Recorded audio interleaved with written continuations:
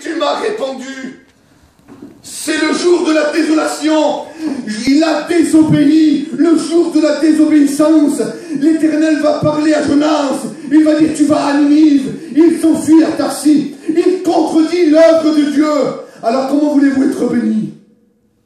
Comment voulez-vous être grandi? Comment voulez-vous être capté par la parole du Seigneur si je désobéis à Dieu? Dieu me demande d'aller à droite et je m'en vais à gauche.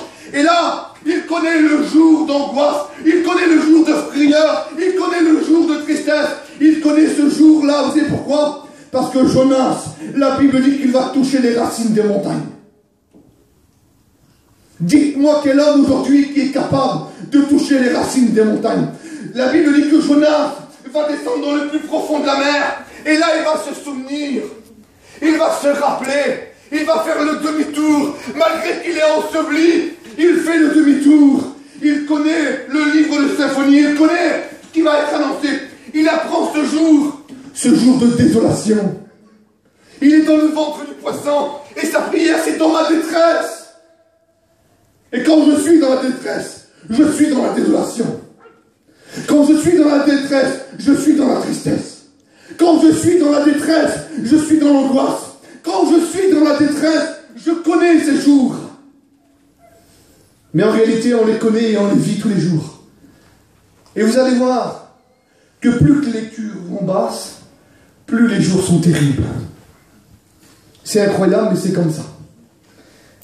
Et puis, il y a des jours